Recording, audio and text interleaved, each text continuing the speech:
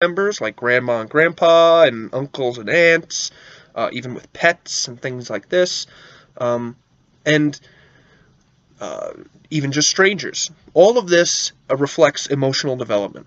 So you can have two infants, one reared very differently, who at 18 months when meeting a stranger, one could be very scared and one could be very welcoming. And a lot of that is going to have to do with what happens in the first year of life. Okay, so we're going to spend a little time talking about what the infant learns, so cognition, about its emotional environment, emotions. The first thing to note is that the infant, like all animals, is capable of associative learning. And the domain in which this is important is signaling. So an infant, I mentioned earlier, has different ways to signal to its caretaker. It can cry, it can coo, and so forth. The response of the caregiver to the signaling of the infant is a learning domain the infant develops a representation of. It learns about what happens when he or she signals to the caregiver. So here's what I mean by this. An example will make this more clear. Okay, an infant is in a crib and just took a nap, and it wakes up. And it starts screaming. Now, two things can happen. Either, quickly, the parent can come and nicely deal with the kid, or let's say not two things, multiple things can happen. Or the parent can not come in and could neglect the crying baby, either because they don't hear it or because they don't want to deal with it.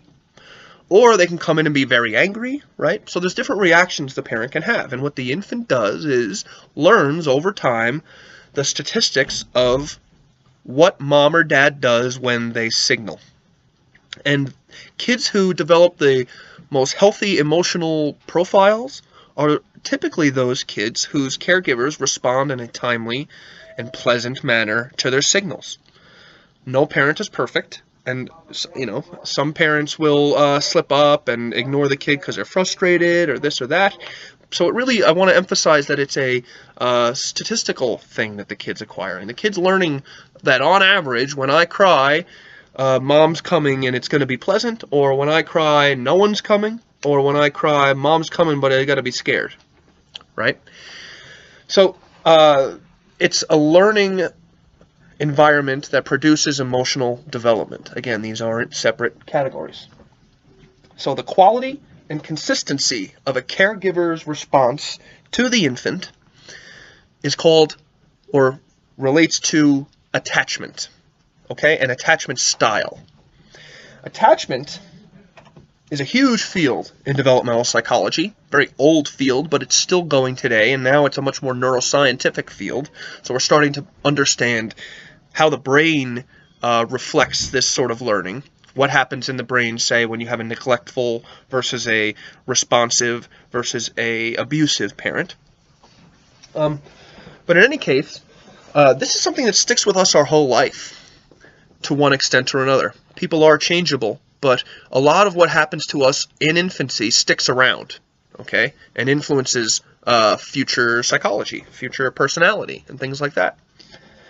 So we call this attachment style, and traditionally there have been 4 styles. Now, I'm not going to make you memorize these styles, but that's more for a developmental class, but I just want you to know that depending on the infant-caregiver interactions, kids tend to clump into one of 4 categories. There's one category that's very pleasant, where the outcomes are great. There are 2 where they're not so pleasant, and there's one where it's very unpleasant, okay, where a lot of psychological distress occurs. The major concept here, okay, is that the infant needs to develop a positive relationship with at least one adult, okay, and the more the better. And by positive, I mean responsive and pleasant. Responsive meaning when the signal comes, the caregiver responds with the appropriate thing, right? They bring food if the kid's hungry, they clean the diaper if the kid's dirty. And pleasant, meaning that they are not obviously anger-faced, they're not angry, they are not frustrated and moving very violently around the room, even if they're not being nasty to the kid. Kids are sensitive to this stuff. We come, again, prepared to look at and learn about faces. So if every time the kid signals, the mom comes in frustrated-faced and does the right things, the kid's going to be sensitive to the frustrated face. The extent to which the interactions between caregiver and infant are pleasant and responsive corresponds with the eventual psychological health of the child and eventually the human that it turns into, the adult. Okay, so the major theory here originally was from John Bowlby, so you might want to look him up. He did a bunch of famous experiments in attachment theory in psychology with young infants in the, I believe it's the 40s and 50s and 60s. So look him up if you're interested. Bowlby, B-O-W-L-B-Y. Okay, so that's kind of your first intro to theory in this domain. Now we're going to get into some sort of more classical cognitive developmental theory. So we're bouncing around here, although I did tell you that we would do that. This next guy is named Jean Piaget. Jean Piaget is maybe the most famous psychologist of all time, although if you had asked him when he was alive whether he was a psychologist, he would say no. He called himself, quite pretentiously I might add, a genetic epistemologist. Now, it wasn't about genes in the body. What he means by that is genetic in the sense of the origins of, and epistemology, knowledge. Jean Piaget studied infants not because he was interested in infants, but because they were a good lens into how knowledge emerged in the universe. That's pretty heavy stuff.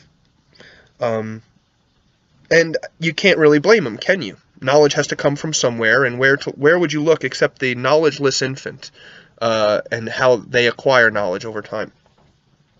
So, Piaget was one of many what we might call today stage theorists. Okay, stage theorists. A stage theorist is a developmentalist who suggests that, well, development proceeds in stages.